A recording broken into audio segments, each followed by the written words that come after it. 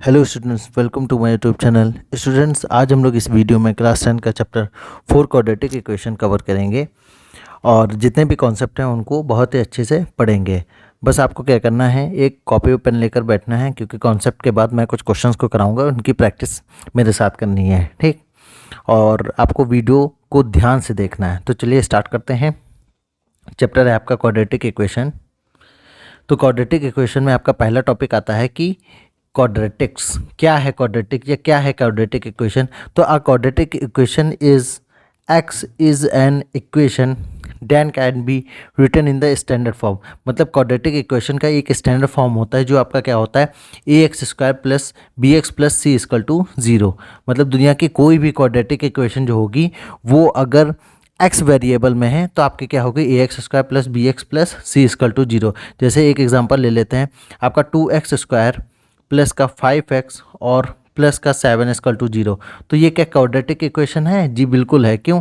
क्योंकि ये इस स्टैंडर्ड फॉर्म को क्या कर रही है, सेटिस्फाई कर रही है। जैसे जो वेरिएबल है, वेरिएबल का स्क्वायर, फिर उसके बाद एक सिंगल वेरिएबल की पावर का मल्टीपल और प्लस तीसरा जो है वो कांस्टेंट फॉर्म में है। तो अगर किसी भी इक्वेशन में वेरिएबल का स्क्वायर, जैसे एक और एग्जांपल ले लेते हैं, जैसे एक एग्जांपल लेते हैं 7z स्क्वायर माइनस का 9z और प्लस का 2 इक्वल टू ज़ीरो, ठीक है।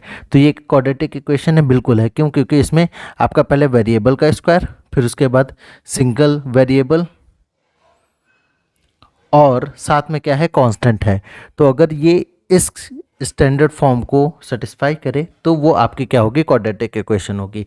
तो इस तरीके का कोई भी अगर इक्वेशन लिखा है तो वो आपकी क्वाड्रेटिक इक्वेशन होगी, जिसमें ए बी सी की वैल्यू क्या होगी, ठीक है। जैसे ए बी सी की वैल्यू देखें तो एक्चुअल में हम लोग के जो ए बी सी होते हैं वो क्या होते हैं, रियल नंबर्स होता है। A B C is the real number. जैसे यहाँ पे बात करें तो आपका ये जो 2 है, 5 है, 7 है, इधर 7 है, इधर 7 है, इधर 9 है, ये सब क्या होंगे, आपके रियल नंबर्स होंगे। और ए भी कभी जीरो नहीं होना चाहिए। बहुत ध्यान से देखें, क्योंकि इस पर आपका MCQ का क्वेश्चन बनता है कि अगर ए इजकल टू ज़ीरो हो जाए तो व्हाट हैपन। अगर if a equal to zero, so a x square plus b x plus c equal to zero is a quadratic equation. ये पूछा जाता है और ये ऑप्शन दिए होते हैं, ठीक है, कि अगर ए इजकल टू ज़ीरो हो जाए तो ये आपकी क्वाड्रेटिक इक्वेशन रहेगी कि ये कौन सी इक्वेशन होगी। तो स्टूडेंट्स, अगर ए इजकल टू जीरो हो जाए इस स्टैंडर्ड फॉर्म में, ठीक है, अगर इसकी जगह क्या हो जाए, जीरो हो जाए, तो हम लोग का बचे क्या है, इसको हटा दीजिए। क्यों? क्योंकि ये जीरो हो गया। हम लोग का बचा क्या है, बी एक्स प्लस सी। बी एक्स प्लस सी का मतलब क्या है, बी एक्स प्लस सी का मतलब है कि आपकी वेरिएबल की पावर कितनी है, वेरिएबल की पावर है आपकी सिंगल 1। तो ये बन जाएगी आपकी लीनियर इक्वेशन। कौन सी इक्वेशन बन जाएगी, लीनियर इक्वेशन। तो ए आपका कभी भी जीरो नहीं होना चाहिए। अगर ए आपका जीरो होगा तो क्या बन जाएगा, लीनियर इक्वेशन बन जाएगा, ठीक है। तो ये आपको ध्यान रखना है कि जब भी क्वाड्रेटिक इक्वेशन होगी उसमें ए वाला जीरो नहीं हो सकता, बी और सी वाला जीरो हो सकता है। जैसे मैं एग्जांपल बताऊं, थोड़ा सा इधर इसको अगर मैं हटा दूं, अगर कोई आपसे पूछे कि 7x स्क्वायर प्लस का 5x इजकल टू जीरो, ठीक, ये क्वाड्रेटिक इक्वेशन है? जी बिल्कुल क्वाड्रेटिक इक्वेशन है। क्यों? क्योंकि इसको हम लोग 7x स्क्वायर प्लस का 5x और प्लस का जीरो इजकल टू जीरो लिख सकते हैं, क्योंकि जो कांस्टेंट है वो तो कुछ भी हो सकता है।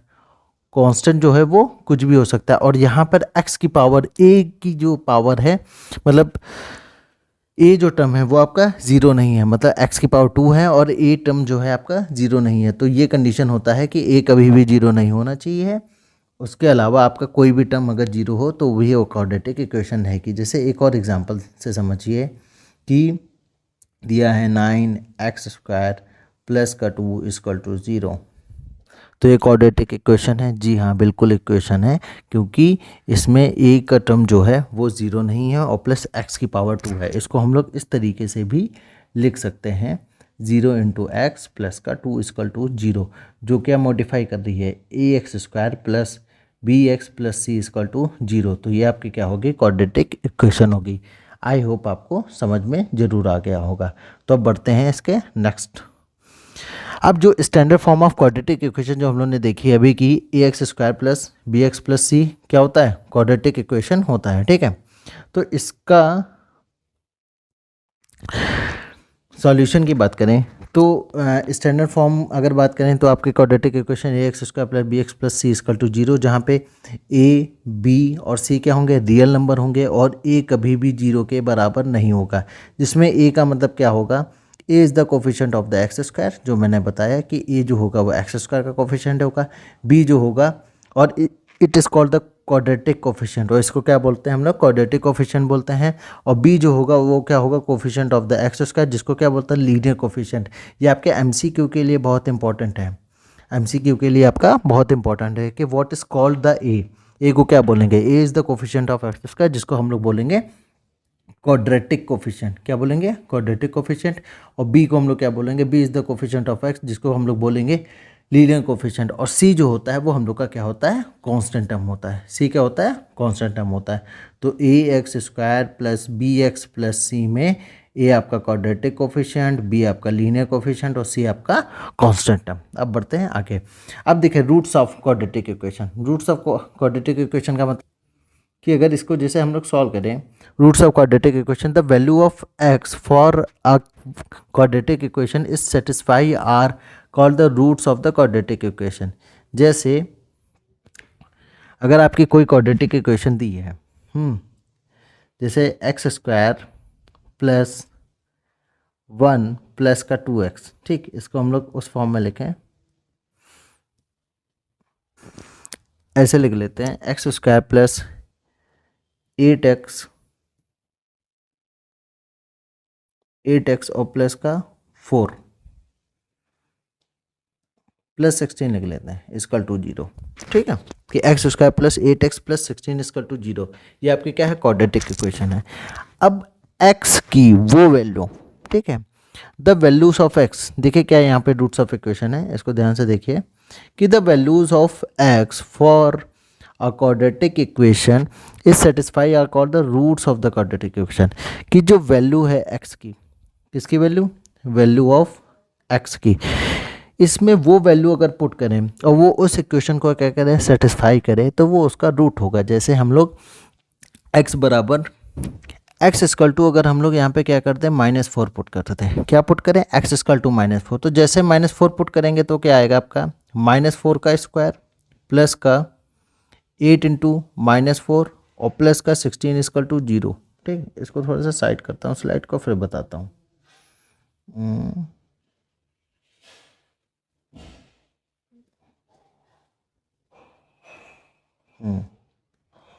तो यहाँ पे हम लोग का आएगा 16, ये प्लस का ये आपका आएगा माइनस का 32 और ये आएगा 16 इक्वल टू 0। 16 प्लस 16 कितना होता है, 32, 32 माइनस 32 इक्वल टू 0, मतलब 0 बराबर 0 आ गया। तो देखिए x बराबर -4 पुट करने पर इसकी वैल्यू क्या आ रही थी, 0 आ रही थी, मतलब ये x बराबर -4 क्या है, इसका,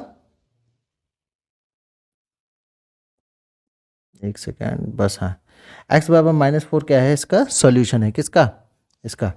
तो x बराबर -4 सॉल्यूशन है, तो सॉल्यूशन को ही हम लोग क्या बोलते हैं, इस सॉल्यूशन को ही बोलते हैं रूट, क्या बोलते हैं, रूट्स। तो ये आपका क्या होगा, रूट होगा किसका, क्वाड्रेटिक इक्वेशन का। तो रूट का मतलब ये होता है कि अगर उस क्वाड्रेटिक इक्वेशन में कोई भी वैल्यू पुट करने पे आपका अगर 0 आ जाता है तो that is the root of the quadratic equation. जैसे हम लोग यहाँ पे एक एग्जांपल यहाँ पे भी लिया है कि if alpha is the root of the quadratic equation, कि अल्फ़ा जो है उस क्वाड्रेटिक इक्वेशन का क्या है, रूट है। तो ax स्क्वायर प्लस का bx plus c equal to 0 ये है। अब उस वैल्यू को पुट करने पर वो क्वाड्रेटिक इक्वेशन क्या होती है, 0 होती है।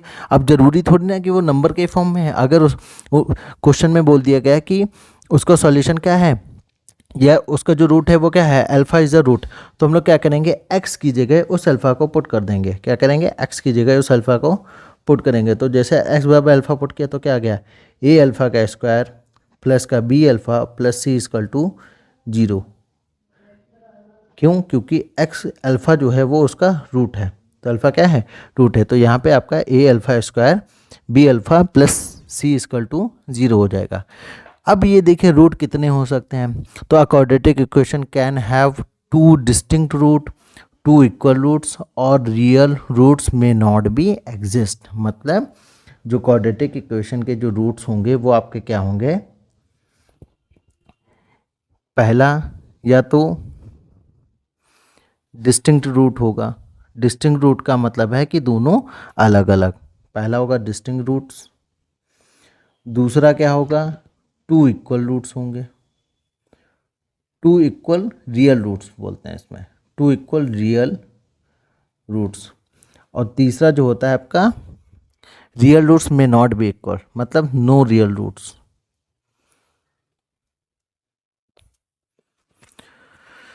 नो रियल रूट्स या इसमें और इमेजिनरी रूट बोल देंगे, क्या बोलेंगे, इमेजिनरी रूट्स बोलेंगे।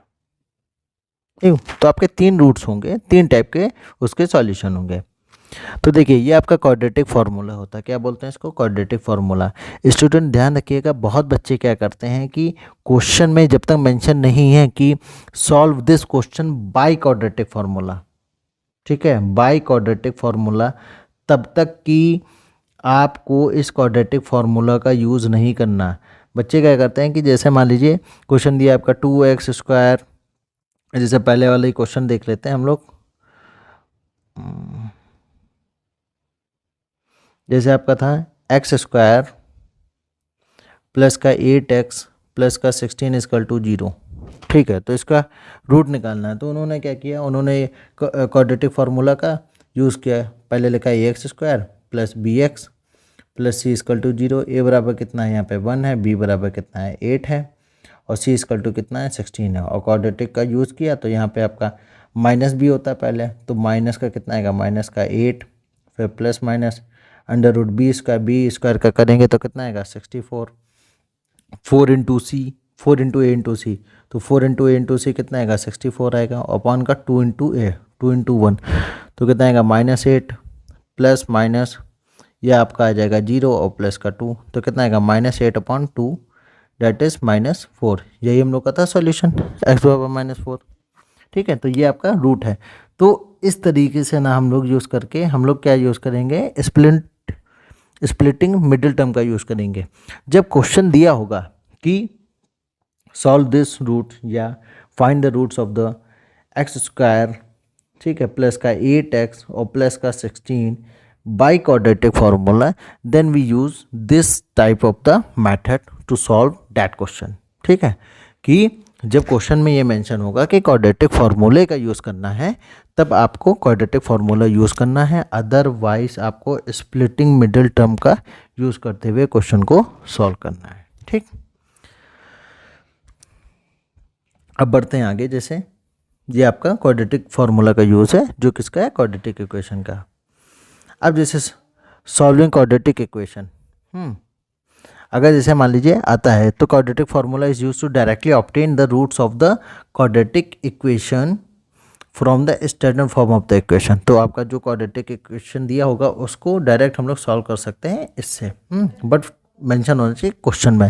तो अगर जैसे मान लीजिए आपका क्वेश्चन दिया है ax² plus bx plus c equal to 0 form में, तो हम लोग क्या करेंगे, डायरेक्ट x बराबर -b plus minus under root b² -4ac upon का 2a का यूज़ करते सॉल्व कर लेंगे, जहाँ पे वैल्यू किसकी पुट करेंगे, by the substitution the value of the a और b और c जो आपका क्वेश्चन में होगा। ये आपका क्वाड्रेटिक फार्मूला का क्वेश्चन है, जो अभी फार्मूला है। अब देखिए इनके फाइंड कैसे होता है। जैसे ऊपर क्या होता है, x बराबर -b plus minus under root b² -4ac, तो यहाँ पे जो प्लस माइनस है इसका मतलब है कि एक बार वो क्या होगा, सॉल्यूशन प्लस होगा, एक बार क्या होगा, माइनस होगा, ठीक है। इसी वजह से आपके दो रूट्स आते हैं, हमेशा 2 रूट्स तभी आते हैं। अब इन्हीं पर डिपेंड होता है कि अगर इन दोनों की x की वैल्यू यहाँ पे दोनों की क्या आई है, सेम आई है, एक बार क्या होगा, सेम ना आके क्या होगा, डिस्टिंक्ट होगी, एक बार क्या होगा, रूट के अंदर नेगेटिव आएगी तो हमारा क्या हो जाता है, इमेजिनरी हो जाता है, जिसको हम लोग बोलते हैं नो रियल रूट्स। जब सेम आते हैं तो इक्वल रियल रूट्स, और डिस्टिंक्ट आते हैं तो डिस्टिंक्ट। अब देखिए इसमें नेक्स्ट टॉपिक जो होता है वो क्या होता है, डिस्क्रिमिनेंट होता है। डिस्क्रिमिनेंट आपका क्या है कि for a quadratic equation in the form of the ax square plus bx plus c, the expression b square minus 4ac is called the discriminant and it is denoted by the d। मतलब d जो है वो आपका किसके बराबर होगा, b square minus 4ac के बराबर, और इस d को ही हम लोग क्या बोलेंगे, क्या बोलेंगे, डिस्क्रिमिनेंट। डिस्क्रिमिनेंट क्या बोलेंगे, डिस्क्रिमिनेंट बोलेंगे। और ये जो d होता है ये डिफाइन करता है बी स्क्वायर माइनस 4ac की वैल्यू, और बी स्क्वायर माइनस 4ac जो होगा वो आपको क्वेश्चन में दिया होगा, जैसे 2x स्क्वायर प्लस का 7x प्लस का 14 इक्वल टू 0। तो ये आपका a की वैल्यू यहाँ पे क्या है, 2 है, b की वैल्यू 7 है और c की वैल्यू 14 है। आप इन सारी वैल्यू को अगर आप पुट करोगे तो d की वैल्यू हमें मिल जाएगी। उस d को हम लोग क्या बोलते हैं, डिस्क्रिमिनेंट बोलते हैं। अब डिस्क्रिमिनेंट की वैल्यू निकालेंगे बट उससे हमें मिलेगा क्या, तो डिस्क्रिमिनेंट जो होता है स्टूडेंट्स वो डिटरमाइन करता है the nature of the roots, कि उसका नेचर कैसा होगा, of the quadratic coefficient based on the coefficient of the quadratic polynomial, कि उस क्वाड्रेटिक पॉलिनोमियल का कैसा नेचर है। जैसे कि अगर d की वैल्यू हम लोगों ने फाइंड किया, इसको थोड़ा साइड करते हैं, जैसे हम लोगों ने d की वैल्यू फाइंड किया, जैसे इसी 2x square plus 7x plus 14 की वैल्यू देखते हैं। 2x स्क्वायर प्लस का 7x प्लस 14 की वैल्यू इक्वल टू 0, जहाँ पे आपका a इक्वल टू 2 होगा, b इक्वल टू 7 होगा और c इक्वल टू 14, और d की वैल्यू हम लोग निकाल लें तो आपका फार्मूला होता है बी स्क्वायर माइनस 4ac। तो b की वैल्यू कितना होगा, 7 का स्क्वायर, 4a की वैल्यू 2 और c की वैल्यू 14, तो ये आपका आएगा 49 और ये आपका 4 टू 8 और ये आपका 112। तो ये जो वैल्यू है ये आपकी क्या आएगी, निगेटिव आएगी, क्योंकि 12 में से 9 गया बचा 3, 10 में से होगा 63, तो माइनस का, तो ये वैल्यू क्या आएगी, निगेटिव आएगी। तो हम लोग को डिस्क्रिमिनेंट से पता चलता है कि वो वैल्यू आपकी निगेटिव होती है, पॉजिटिव होती है या इक्वल टू द 0 होती है। तभी हम लोग की 3 कंडीशन होगी आपकी डी की। क्या, एक तो पहले आपका या तो डी बराबर 0 आ सकता है, पहली कंडीशन, दूसरी डी लेस देन 0 जो हम लोगों ने अभी देखा, और तीसरी कंडीशन क्या है कि डी ग्रेटर देन 0। ठीक है, तो जब d बराबर 0, d लेस देन 0 और d ग्रेटर देन 0 होगा तब क्या होगा, तो जब हम लोग का d ग्रेटर देन 0 होता है तब हम लोग का आता है डिस्टिंक्ट रूट। क्या आता है, डिस्टिंक्ट रूट्स। और जब d इक्वल टू 0 होता है तब हम लोग का आता है इक्वल रियल रूट्स। क्या आते हैं, इक्वल रियल रूट्स। और जब हम लोग का d लेस देन 0 आता है तब हम लोग का आता है नो रियल रूट्स या इमेजिनरी, नो रियल रूट्स और इमेजिनरी। ठीक, तो आपकी 3 कंडीशन होती है जो d से पता चलती है, और d का फार्मूला होता है हम लोग का बी स्क्वायर माइनस 4ac। अब बढ़ते हैं आगे, इसमें क्या है टॉपिक, यस देखिए जो मैंने अभी बताया ये कंडीशन है इसमें कि based on the value of the determined D equal to, तो डी इक्वल टू क्या होगा, बी स्क्वायर माइनस 4ac होगा। तो ये 3 टाइप की कंडीशन। केस पहला आपका डी अगर ग्रेटर देन 0 है तो उसके 2 डिस्टिंक्ट रियल रूट्स होंगे हमेशा। अगर डी की वैल्यू पॉजिटिव आ रही है, मतलब 15, 16, 7 या कुछ भी ग्रेटर देन 0 है, तो डी डिस्टिंक्ट रियल रूट्स होंगे। और जब हम लोग बात करेंगे d इक्वल टू 0 आ रहा है तो उसके 2 इक्वल रियल रूट्स होंगे। कितने होंगे, 2 इक्वल रियल रूट्स। और जब केस आपका आएगा d लेस देन 0 तो the equation has no real roots, उसके कोई भी रियल रूट्स नहीं होंगे। तो स्टूडेंट्स इस तरीके से हम लोगों ने इस पूरे चैप्टर के जितने भी कॉन्सेप्ट्स हैं उनको देख लिया है। अब हम लोग इसके क्वेश्चंस को सॉल्व करेंगे। तो इसका जो नेक्स्ट वीडियो कल पड़ेगा उसमें हम लोग सॉल्यूशन देखेंगे ऑफ फर्स्ट एक्सरसाइज का, देन उसके बाद सेकंड एक्सरसाइज और आगे जो भी चैप्टर्स होंगे इस तरीके से। वीडियो कैसा लगा कमेंट सेक्शन में ज़रूर मैसेज करिएगा, और अगर अच्छा लगा हो तो वीडियो को शेयर जरूर करिए। Thank you very much.